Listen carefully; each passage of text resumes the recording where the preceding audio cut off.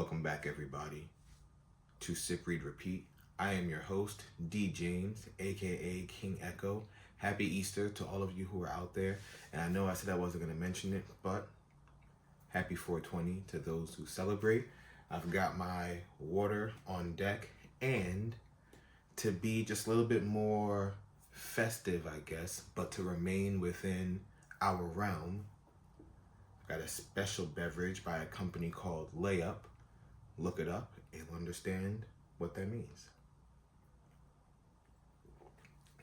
We're going to continue our reading of Gone Girl. If you remember, last we had a flashback from our girl, what's her name again? Amy, about her and Nick's first meeting and about their first kiss. And we're picking up right after her chapter ends on her flashback, and we are picking up on Nick Dunn, the day of. I swung wide the door of my bar, slipped into the darkness, and took my first real deep breath of the day, took in the smell of the cigarettes and beer, the spice of a dribbled bourbon, the tang of old popcorn. There was only one customer in the bar, sitting by herself. At the far end, an older woman named Sue, who had come in every Thursday with her husband until he died 3 months back. Now she came alone every Thursday, never much for conversation, just sitting with a beer and a crossword, preserving her ritual. My sister was at work behind the bar, her hair pulled back in nerdy girl barrettes, her arms pink as she dipped the beer glasses in and out of hot suds. Go is slender and strange face, which is not to say unattractive. Her features just take a moment to make sense. The broad jaw, the pinched pretty nose, the dark globe eyes.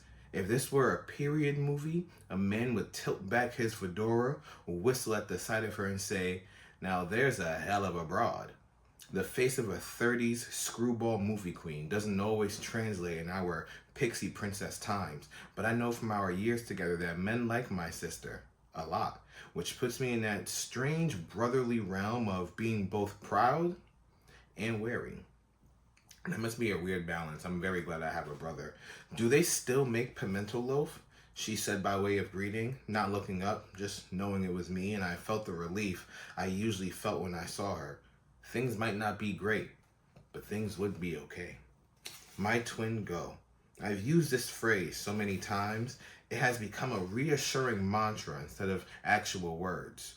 My twin Go. We were born in the 70s, back when twins were rare, a bit magical, cousins of the unicorns, siblings of the elves. We even have a dash of twin telepathy. I have that with some of my friends. Go is truly the one person in the entire world I am totally myself with. I don't feel the need to explain my actions to her. I don't clarify, I don't doubt, I don't worry. I don't tell her everything. Not anymore. But I tell her more than anyone else, by far. I tell her as much as I can. We spent 9 months back to back covering each other. It became a lifelong habit. It never mattered to me that she was a girl, strange for a deeply self-conscious kid. What can I say? She was always just cool. Pimento loaf? That's like lunch meat, right? I think they do. "We should get some," she said. She arched an eyebrow at me. I'm intrigued. Without asking, she poured me a draft of PBR into a mug of questionable cleanliness. When she caught me staring at the smudged rim, she brought the glass up to her mouth and licked the smudge away, gross, leaving a smear of saliva, grosser. She set the mug squarely in front of me. "Better, my prince?" Go firmly believes that I got the best of everything from our parents, that I was the boy they planned on, the single child they could afford, and that she sneaked into this world by clamping onto my ankle, an unwanted stranger. From my dad, a particularly unwanted stranger. She believes that she was left to fend for herself throughout childhood, a pitiful creature of random hand-me-downs and forgotten permission slips, tightened budgets, and general regret. This vision could be somewhat true. I can barely stand to admit it. "Yes, my squalid little serf," I said, and fluttered my hands in royally dispensation. Never heard that word. Dispensation? Interesting. I huddled over my beer. I needed to sit and drink a beer or three. My nerves were still singing from the morning. "What's up with you?" she asked. "You look all twitchy." She flicked some suds at me, more water than soap. The air conditioning kicked on, ruffling the tops of our heads. We spent more time in the bar than we needed to. It had become the childhood clubhouse we never had. We'd busted open the storage boxes in our mother's basement one drunken night last year, back when she was alive, but right near the end, when we were in need of comfort, and we revisited the toys and games with much oohing and eyeing between sips of canned beer. Christmas in August. After Mom died, Go moved into our old house, and we slowly relocated our toys, piecemeal, to the bar. A strawberry shortcake doll, now scentless, pops up on the stool one day. My gift to Go. A tiny Hot Wheels El Camino, one wheel missing, appears on the shelf in the corner. Goes to me. We were thinking of introducing a board game night, even though most of our customers were too old to be nostalgic for our Hungry Hungry Hippos, our game of life with its tiny plastic cars to be filled with tiny plastic pinhead spouses and tiny plastic pinhead babies. I couldn't remember how you won. Deep Hasbro thought for the day. Go refilled my beer, refilled her beer. Hold on, back up. I never played Life. It just looked too complicated. Just being honest. Go refilled my beer, refilled her beer. Her left eyelid drooped slightly. It was exactly noon, 12, and I wondered how long she'd been drinking. She's had a bumpy decade. My speculative sister, she of the rocket science brain and the rodeo spirit, dropped out of college and moved to Manhattan in the late 90s. She was one of the original dot-com phenoms, made crazy money for 2 years, then took the internet bubble bath in 2000. Gold remained unflappable. She was closer to 20 than 30. She was fine. For Act 2, she got her degree and joined the gray-suited world of investment banking. She was mid-level, nothing flashy, nothing blameful, but she lost her job fast with the 2008 financial meltdown. I didn't even know she'd left New York until she phoned me from Mom's house. I give up. I begged her, cajoled her to return, hearing nothing but peeved silence on the other end. After I hung up, I made an anxious pilgrimage to her apartment in the Bowery and saw Gary, her beloved ficus tree, yellow, dead on the fire escape, and knew she'd never come back. The bar seemed to cheer her up. She handled the books, she poured the beers, she stole from the tip jars semi-regularly, but then she did more work than me. We never talked about our old lives. We were dones, and we were done, and strangely content about it. "So what?" Go said, her usual way of beginning a conversation. Eh? Eh, what? Eh, bad? You look bad. I shrugged a yes. She scanned my face. "Amy?" she asked. It was an easy question. I shrugged again. A confirmation this time. What you gonna do?" Shrug. Go gave me her amused face, both elbows on the bar, hands cradling chin, hunkering down for an incisive dissection of my marriage. Go, an expert, panel of one. "What about her?" "Bad day. It's just a bad day." "Don't let her worry you." Go lit a cigarette. She smoked exactly one a day. Women are crazy. Go didn't consider herself part of the general category of women, a word she used derisively. Derisively? I think it's derisively. I blew Go's smoke back to its owner. "It's our anniversary today. 5 years. Wow." My sister cocked her head back. She'd been a bridesmaid, all in violet, the gorgeous, raven-haired, amethyst-draped dame. Amy's mother had dubbed her. But anniversaries weren't something she'd remember. Jeez. Fuck. Dude, that came fast. She blew more smoke toward me. A lazy game of cancer catch. That's funny. She going to do one of her, what do you call it? Not scavenger hunt. Treasure hunt, I said. My wife loved games. Mostly mind games, but also actual games of amusement. And for our anniversary, she always set up an elaborate treasure hunt, with each clue leading to the hiding place of the next clue until I reached the end and my present. It was what her dad always did for her mom on their anniversary. And I don't think I, what? Oh, and I don't think I don't see the gender roles here, that I don't get the hint. But I did not grow up in Amy's household. I grew up in mine. And the last present I remember my dad giving my mom was an iron, set on the kitchen counter. No wrapping paper. Should we make a wager on how pissed she's going to get at you this year? Go asked, smiling over the rim of her beer. The problem with Amy's treasure hunts, I never figured out the clues. Our first anniversary, back in New York, I went 2 for 7.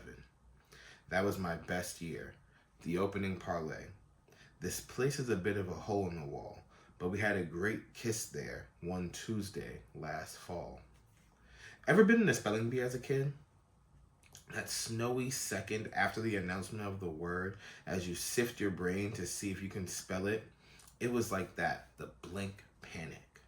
An Irish bar in a not-so-Irish place, Amy nudged. I bit the side of my lip, started a shrug, scanning our living room as if the answer might appear. She gave me another very long minute. We were lost in the rain, she said in a voice that was pleading on the way to peeve. I finished the shrug. McMahon's, Nick.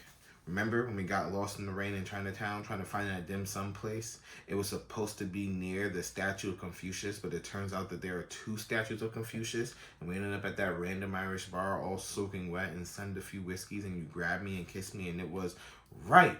And you should have done the clue with Confucius. I would have gotten that. The statue wasn't the point. The place was the point. The moment. I just thought it was special. She said those last words in a childish lilt that I once found fetching. It was special. I pulled her to kiss me and kissed her. That smooch right there was my special anniversary reenactment. Let's go do it again at McMahon's. At McMahon's, the bartender, a big, bearded beer kid, saw us come in and grinned, poured us both whiskeys, and pushed over the next clue. When I'm down and feeling blue, there's only one place that will do. That one turned out to be the Alice in Wonderland statue at Central Park, which Amy had told me. She knew she told me many times, lighten her moods as a child.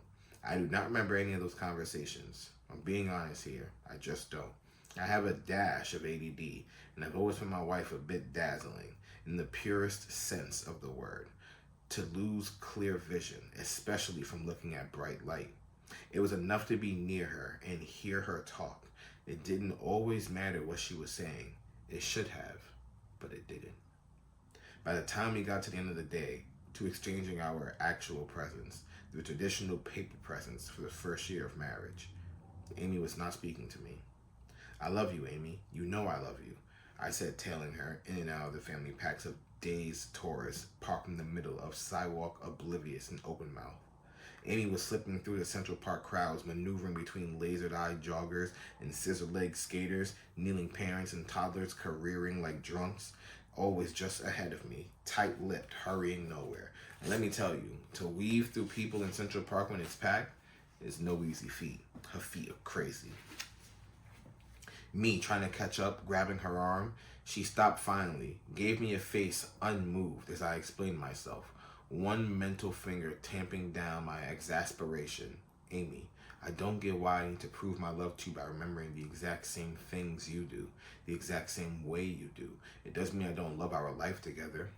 A nearby clown blew up a balloon animal. A man bought a rose. A child licked an ice cream cone, and a genuine tradition was born, one I'd never forget. Amy always going overboard. Me, never ever worthy of the effort. Happy anniversary, asshole. I'm guessing 5 years. She's going to get really pissed. Go continue. So I hope you got her a really good present. On the to-do list. What's the, symbol for 5 years? Paper? Paper is first year, I said. At the end of year 1's unexpectedly wrenching treasure hunt, Amy presented me with a set of posh stationery. My initials embossed at the top, the paper so creamy I expected my fingers to come away moist. In return, I presented my wife with a bright red dime store paper kite, picturing the park picnic's warm summer gusts. Neither of us liked our presents. We each have preferred the others. It was a reverse O. Henry. Silver, guessed Go. Bronze? Scrimshaw? Help me out. Wood, I said. There's no romantic present for wood. At the other end of the bar, Sue neatly folded her newspaper and left it on the bar top with her empty mug and a $5 bill. We all exchanged silent smiles as she walked out. I got it, Go said. Go home, fuck her brains out, then smack her with your penis and said, there's some wood for you, bitch. We laughed. Then we both flushed pink in our cheeks at the same spot. It was a kind of raunchy, unsisterly joke that Go enjoyed tossing at me like a grenade. It was also the reason why, in high school, there were always rumors that we secretly screwed. Twincest. Gross. We were too tight. Our inside jokes, our edge of the party whispers. I'm pretty sure I don't need to say this, but you are not Go. You might misconstrue, so I will. My sister and I have never screwed or even thought of screwing. We just really like each other. Go was now pantomiming dick slapping my wife. Hilarious. No, Amy and Go were never going to be friends. They were each too territorial. Go was used to being the alpha girl in my life. Amy was used to being the alpha girl in everyone's life. For two people who lived in the same city twice, first in New York, now here, they barely knew each other. They flitted in and out of my life like well-timed stage actors, one going out the doors, the other came in. And on the rare occasions when they both inhabited the same room, they seemed somewhat bemused at the situation. Before Amy and I got serious, got engaged, got married, I would get glimpses of Go's thoughts in a sentence here or there. It's funny, I can't quite get a beat on her, like who she really is. And you just seem kind of not yourself with her. And there's a difference between really loving someone and loving the idea of her. And finally, the important thing is she makes you really happy. Back when Amy made me really happy.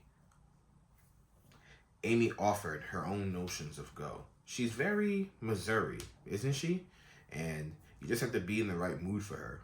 And she's a little needy about you, but then I guess she doesn't have anyone else. I'd hoped when we all wound up back in Missouri, the two would let it drop. Agree to disagree, free to be you and me. Neither did. Go was funnier than Amy though, so it was a mismatched battle. Amy was clever, withering, sarcastic.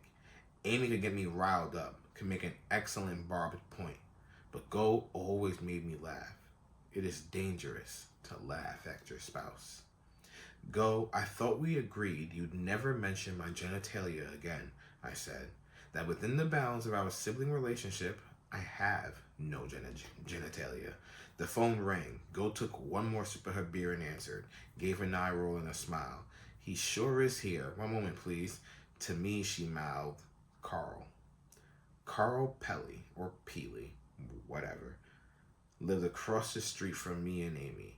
Retired 3 years. Divorced 2 years. Moved into our development right after. He'd been a traveling salesman, children's party supplies, and I sensed that after 4 decades of motel living, he wasn't quite at home being home. He showed up at the bar nearly every day with a pungent Hardee's bag, complaining about his budget until he was offered a first drink on the house. This was another thing I learned about Carl from his days in the bar.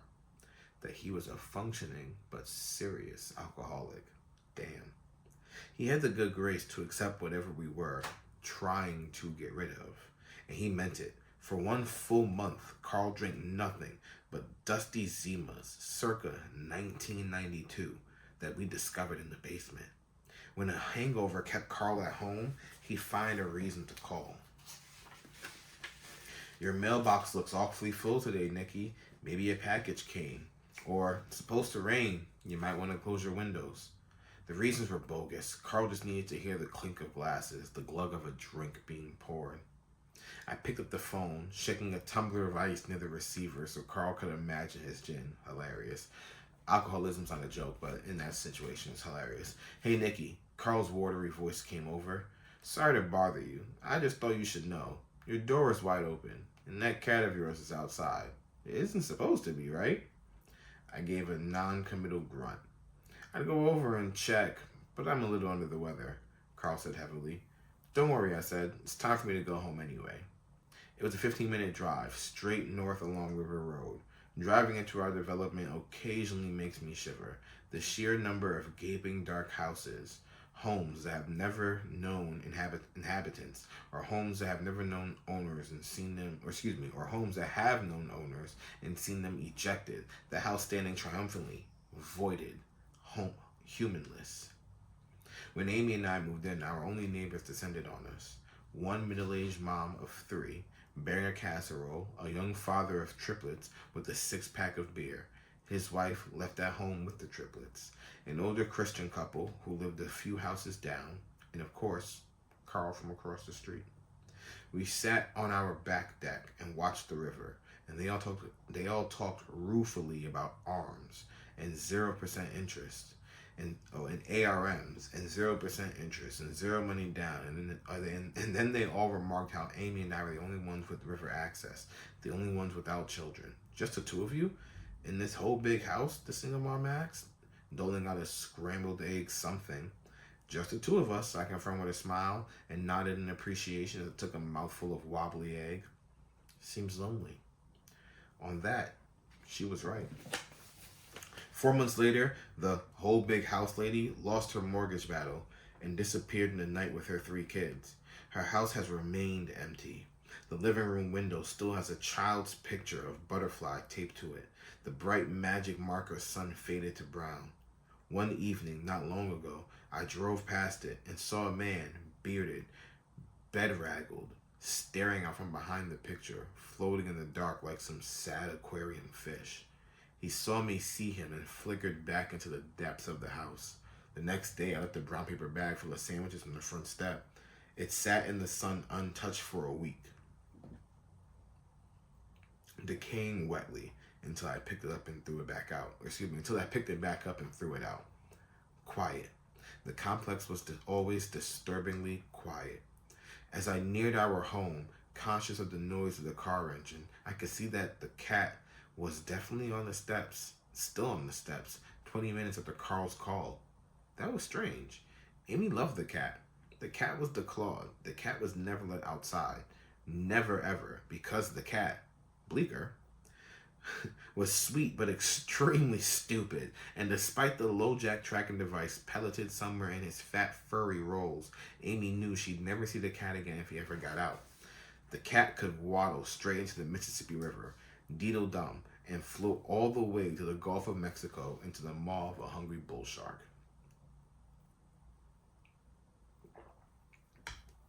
But it turned out the cat wasn't even smart enough to get past the steps. That cat sounds very fluffy. Bleeker was perched on the edge of the porch. Nice. A pudgy but proud sentinel. Private Tryhard. As I pulled into the drive, Carl came out and stood on his own front steps, and I could feel the cat and the old man both watch me as I got out of the car and walked toward the house. The red peonies along the border looking fat and juicy, asking to be devoured. That's a weird way to describe flowers. I don't think I would describe flowers that way. I was about to go into blocking position to get the cat when I saw that the front door was open. Carl had said as much, but seeing it was different. This wasn't taking out the trash back in a minute open. This was wide, gaping, ominous open. Carl hovered across the way, waiting for my response. And like some awful piece of performance art, I felt myself enacting concerned husband. I stood in the middle step and frowned, then took the stairs quickly, 2 at a time, calling out my wife's name. Silence. Amy, you home? I ran straight upstairs. No Amy. The ironing board was set up. The iron still on, a dress waiting to be pressed. Amy? As I ran back downstairs, I could see Carl still framed in the open doorway, hands on hips watching, nosy ass. I swerved into the living room and pulled up short. The carpet glinted with shards of glass, the coffee table shattered. End tables were on their sides. Books slid across the floor like a card trick. Even the heavy antique ottoman was belly up, its 4 tiny feet in the air like something dead. In the middle of the mess was a pair of good, sharp scissors. Amy! I began running, bellowing her name. through the kitchen where a tea kettle was burning, down to the basement where the guest room stood empty, and then out the back door. I pounded across our yard onto the slender boat deck leading out over the river. I peeked over the side to see if she was in our rowboat, where I had found her one day, tethered to the dock, rocking in the water, her face to the sun, eyes closed. And as I peered down into the dazzling reflections of the river at her beautiful, still face, she suddenly opened her blue eyes and said nothing to me. And I'd said nothing back and gone into the house alone. Amy! She wasn't on the water. She wasn't in the house. Amy was not there. Amy was gone. Amy Elliott, September 18th, 2005. So I don't remember if she took his last name or not, because, I mean, so far we've only gotten her diary entries, and she's still Amy Elliott, but yeah, so right now, this is 2005 for her, and I think it says she goes missing in 2013, so it's like an 8-year difference. I think that's right. So yeah, so we're getting an idea of like what their relationship was like building up to this point. Amy Elliott, September 18th, 2005. Diary entry. Well. Guess who's back? Nick Dunn. In my head, she sounds like Gossip Girl. Like, this should be read like how, like, I forgot who did it, but how the Gossip Girl, like, narrator was. Nick Dunn. Brooklyn party boy. Sugar cloud kisser. Disappearing act. 8 months, 2 weeks, couple of days, no words, and then he resurfaces. Like it was all part of the plan. Turns out, he lost my phone number. Womp womp. His cell was out of juice, so he'd written it on a sticky. Then he tucked the sticky into his jeans pocket and put the jeans in the washer and turned the sticky into a piece of cyclone-shaped pulp. He tried to unravel it, but could only see a 3 and an 8, he said. And then work clobbered him, and suddenly it was March and too embarrassingly late to try and find me, he said. Of course I was angry. I had been angry. But now I'm not. Let me set the scene, she said.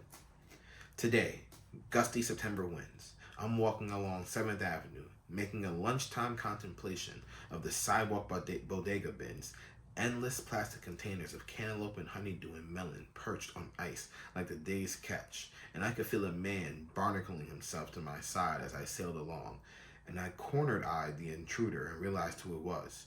It was him, the boy in I Met a Boy. I didn't break my stride, just turned to him and said, A, do I know you? Manipulative, challenging. B, oh wow, I'm so happy to see you. Eager, doormat-like. C, go fuck yourself. Aggressive, bitter. Or D, well, you certainly took your time about it, didn't you, Nick? You certainly take your time about it, don't you, Nick? Sorry. Light, playful, laid back. Answer? D. And now we're together. Together. It was that easy. It's interesting, the timing. Propitious. Never heard that word either, if you will. And I will. Just last night was my parents' book party. Amazing Amy and the Big Day. Yep, Rand and Mary Beth couldn't resist. They've given their daughter's namesake what they can't give their daughter. A husband. That's jokes. Yes, for book 20, Amazing Amy is getting married. Whee! No one cares. No one wanted Amazing Amy to grow up. But least of all me. Leave her in knee socks and hair ribbons and let me grow up. Unencumbered by my literary alter ego, my paper-bound better half, the me I was supposed to be. But Amy is the Elliott bread and butter, and she served us well, so I suppose I can't begrudge her for a perfect match. She's marrying good old Abel Andy, of course. They'll be just like my parents. Happy. Still, it was unsettling, the incredibly small order the publisher put in. A new Amazing Amy used to get a first print of 100,000 copies back in the 80s. Now 10,000. The book lunch party was accordingly unfabulous, off-tone. How do you throw a party for a fictional character who started life as a precocious moppet of 6 and is now a 30-year-old bride-to-be who still speaks like a child? Sheesh, thought Amy. My dear fiance sure is a grouch monster when he doesn't get his way. That is an actual quote. The whole book made me want to punch Amy right in her stupid, spotless vagina. The book is a nostalgia item, intended to be purchased by women who grew up with Amazing Amy. But I'm not sure who will actually want to read it. I read it, of course. I gave the book my blessing, multiple times. Randy and Mary Beth feared that I might take Amy's marriage as some jab at my perpetually single state. I, for one, don't think women should marry before 35, said my mom, who married my dad at 23. My parents have always worried that I take Amy too personally. They always tell me not to read too much into her, and yet I can't fail to notice that whenever I screw something up, Amy does it right. When I finally quit violin at age 12, Amy was revealed as a prodigy in the next book. Sheesh, violin can be hard work, but hard work is the only way to get better. Played viola is hard work. When I blew off the junior tennis championship at age 16 to do a beach weekend with friends, Amy recommitted to the game. Sheesh, I know it's fun to spend time with friends, but I'd be letting myself and everyone else down if I didn't show up for the tournament. This used to drive me mad, but after I went off to Harvard, and Amy correctly chose my parents' alma mater, I decided it was all too ridiculous to think about, that my parents, 2 child psychologists, chose this particular public form of passive aggressiveness toward their child. It was not just fucked up, but also stupid and weird and kind of hilarious. So be it. The book party was as schizophrenic as the book. At Blue Night off Union Square, one of those shadowy saloons with wing-back chairs and Art Deco mirrors that are supposed to make you feel like a bright young thing. Gin martinis wobbling on trays lofted by waiters with rictus smiles. Greedy journalists with knowing smirks and hollow legs, getting the free buzz before they go somewhere better. My parents circulate the room hand in hand. Their love story is always part of the Amazing Amy story. Husband and wife in mutual creative labor for a quarter century. Soulmates. They really call themselves that, which makes sense because I guess they are. I can vouch for it, having studied them, little lonely only child for many years. They have no harsh edges with each other, no spiny conflicts. They ride through life like conjoined jellyfish, expanding and contracting instinctively, filling each other's spaces liquidly. It sounds gross but nice at the same time. I can't explain it. Making it look easy, the soulmate thing. People say children from broken homes have it hard, but the children of charmed marriages have their own particular challenges. Normally, I have to sit on some velvety banquet in the corner. That's right. Out of the noise, so I can give a few interviews to a sad handful of kid interns who've gotten stuck with the grab a quote assignment from their editors. How does it feel to see Amy finally married to Andy? Because you're not married, right? Question asked by A, a sheepish, bug-eyed kid balancing a notebook on top of his messenger bag. B, an overdressed, sleek-haired young thing with fuck-me stilettos. C, an eager, tattooed, rockabilly? Oh, that's a weird word. Rockabilly girl who seemed way more interested in Amy than anyone would guess a tattooed rockabilly girl would be. D, all of the above. Answer? D. Me. Oh, I'm thrilled for Amy and Andy. I wish them the best, haha. My answers to all the other questions in no particular order. Some parts of Amy are inspired by me, and some are just fiction. I'm happily single now. No able Andy in my life. No, I don't think Amy oversimplifies the male-female dynamic. No, I wouldn't be sad Amy is dated. I think the series is a classic. No, I wouldn't say Amy is dated. I think the series is a classic. Yes, I am single. No able Andy in my life right now. Why is Amy amazing and Andy's just able? Well, don't you know a lot of powerful, fabulous women who settle for regular guys? Average Joes and able Andys? Able Andys? No, just kidding. Don't write that. Yes, I am single. Yes, my parents are definitely soulmates. Yes, I would like that for myself one day. Yup, single, motherfucker. Same questions over and over, and me trying to pretend they're thought-provoking, and them trying to pretend they're thought-provoking. Thank God for the open bar. Then no one else wants to talk to me that fast, and the PR girl pretends it's a good thing. Now you can get back to your party. I wriggle back into the small crowd, where my parents are in full hosting mode, their faces flushed, ran with this toothy, prehistoric, monster fish smile, Mary Beth with her chickeny, cheerful head bobs, their hands intertwined, making each other laugh, enjoying each other, thrilled with each other, and I think, I am so fucking lonely. I go home and cry for a while. I am almost 32. That's not old, especially not in New York. But fact is, it's been years since I even really liked someone. So how likely is it I'll meet someone I love, much less someone I love enough to marry? I'm tired of not knowing who I'll be with, or if I'll be with anyone. I have many friends who are married. Not many who are happily married, but many married friends. The few happy ones are like my parents. They're baffled by my singleness. A smart, pretty, nice girl like me, a girl with so many interests and enthusiasms, a cool job, a loving family, and let's say it, money? They knit their eyebrows and pretend to think of men they can set me up with. But we all know there's no one left.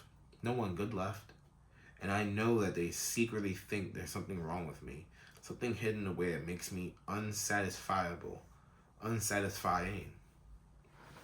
The ones who are not soulmated, the ones who have settled, are even more dismissive of my singleness. It's not that hard to find someone to marry, they say. No relationship is perfect, they say. They make do with dutiful sex and gassy bedtime rituals, who settle for TV as conversation, who believe that husbandly capitulation, yes honey, okay honey, is the same as concord. He's doing what you tell him to do because he doesn't care enough to argue, I think. Your petty demands simply make him feel superior or resentful, and someday he will fuck his pretty young coworker who asks nothing of him, and you will actually be shocked. Give me a man with a little fight in him, a man who calls me on my bullshit, but who also kind of likes my bullshit. And yet, don't land me on those relationships where we're always pecking at each other, disguising insults as jokes, rolling our eyes and playfully scrapping in front of our friends, hoping to lure them to our side of an argument they could not care less about. Those awful if-only relationships. This marriage would be great if only, and you sense the if-only list is a lot longer than either of them realizes.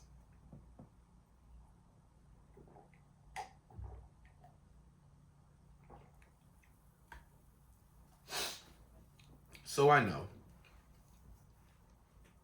I am right not to settle, but it doesn't make me feel better as my friends pair off and stay home on Friday night. As my friends pair off and I stay home on Friday night with a bottle of wine and make an extravagant meal and tell myself, this is perfect, as if I'm the one dating me.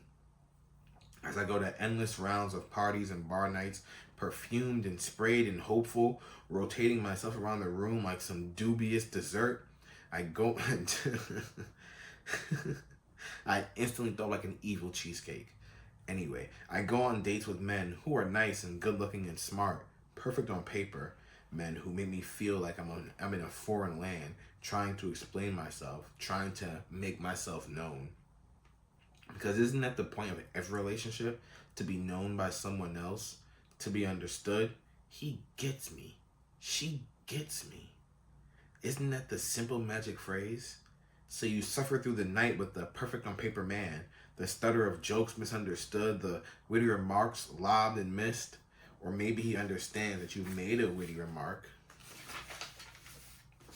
but unsure what to do with it, he holds it in his hand like some bit of conversational phlegm he'll wipe away later. You spend another hour trying to find each other, to recognize each other, and you drink a little too much and try a little too hard, and you go home to a cold bed and think, that was fine, and your life is a long line of fine. And then you run into Nick Dunn on 7th Avenue as you're buying diced cantaloupe, and pow, you are known, you are recognized, the both of you. You both find the exact same things worth remembering. Just one olive, though. You have the same rhythm, click. You just know each other. All of a sudden, you see reading in bed and waffles on Sunday and laughing at nothing and his mouth on yours. And it's so far beyond fine that you know you can never go back to fine. That fast. You think, oh, here's the rest of my life.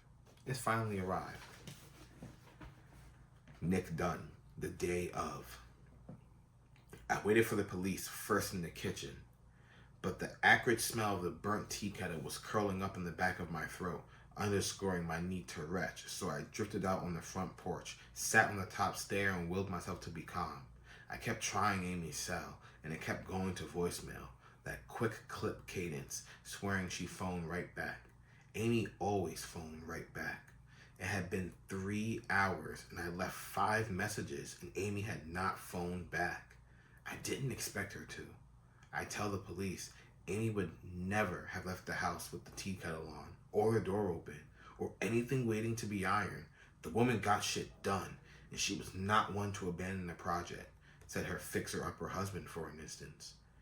Even if she decided she didn't like it, she made a grim figure on the Fiji beach during our 2-week honeymoon, battling her way through a million mystical pages of the Wind-Up Bird Chronicle, casting pissy glances at me as I devoured thriller after thriller. Since our move back to Missouri, the loss of her job, her life had devolved around the completion of endless, tiny, inconsequential projects. The dress would have been ironed, and there was a living room, signs pointing to a struggle. I already knew Amy wasn't phoning back. I wanted the next part to start. It was the best time of day. The July sky cloudless, the slowly setting sun a spotlight on the east, turning everything golden and lush, a Flemish painting. The police rolled up. It felt casual. Me sitting on the steps, an evening bird singing in the tree, these 2 cops getting out of their car at a leisurely pace as if they were dropping by a neighborhood picnic. Kid cops, mid-20s, confident and uninspired, accustomed to soothing worried parents of curfew-busting teens. A Hispanic girl, her hair in a long dark braid, and a black guy with a Marine's stance.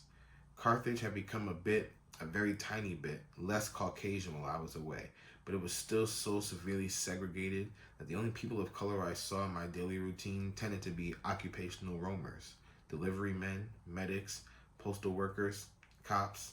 This place is so white it's disturbing, said Amy, who back in the melting pot of Manhattan counted a single African American among her friends. I accused her of craving ethnic window dressing minorities as backdrops. It did not go well. Mr. Dunn, I'm Velocifer.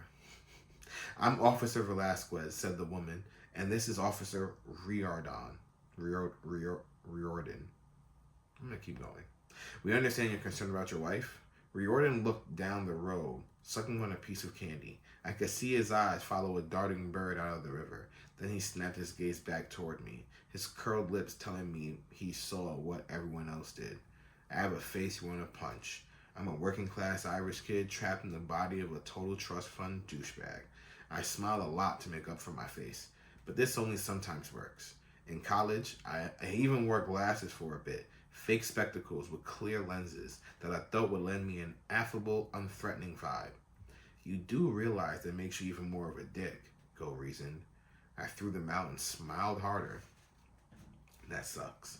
I waved in the cops. Come inside the house and see. The 2 climbed the steps, accompanied by the squeaking and shuffling noises of their belts and guns.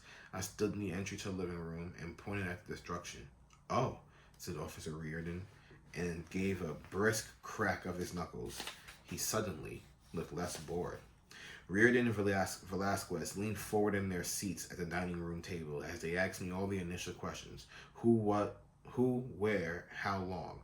Their ears were literally pricked. A call had been made out of my hearing, and Riordan informed me that the detectives were being dispatched. I had the grave pride of being taken seriously. Riordan was asking me for the 2nd time if I had seen any strangers in the neighborhood lately. It was reminding me for the 3rd time about Carthage's roving bands of homeless men when the phone rang. I laughed myself across the room and grabbed it. A surly woman's voice. Mr. Dunn, this is Comfort Hill Assisted Living. It was where Go and I boarded our Alzheimer's riddled father. I can't talk right now. I'll call you back, I snapped and hung up.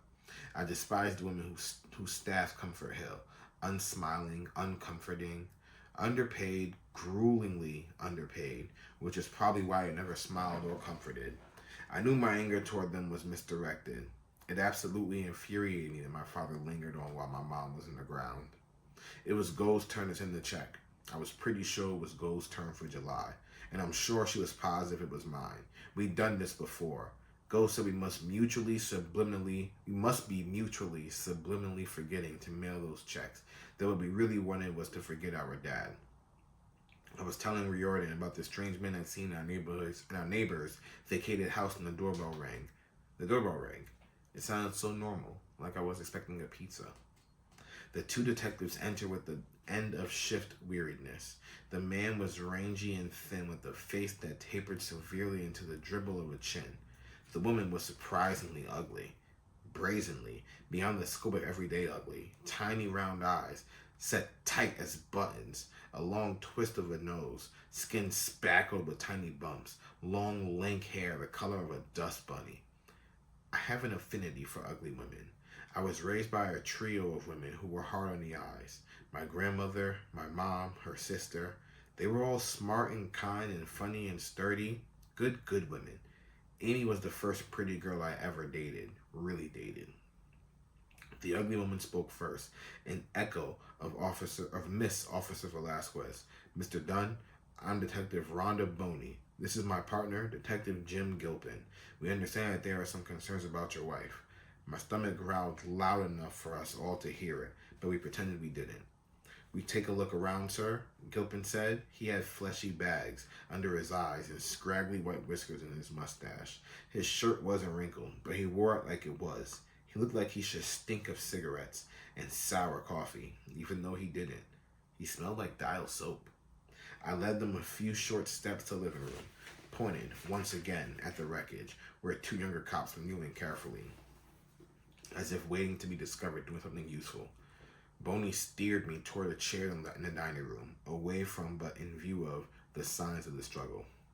Rhonda Boney walked me through the same basics I told Velasquez and Riordan, her attentive sparrow eyes on me. Gilpin squatted down on a knee, assessing the living room. Have you phoned friends or family, people your wife might be with? Rhonda Boney asked. No, not yet. I guess I was waiting for you all. Ah, she smiled. Let me guess. Baby of the family. What? You're the baby. I have a twin sister. I sensed some internal judgment being made. Why? Amy's favorite vase was lying on the floor, intact, bumped up against the wall. It was a wedding present. A Japanese masterwork that Amy put away each week when our house cleaner came because she was sure it would get smashed. Just a guess of mine. Why'd you wait for us? You're used to someone else always taking the lead, Boney said. That's what my little brother is like. It's a birth order thing. She scribbled something on a notepad. Okay, I gave an angry shrug.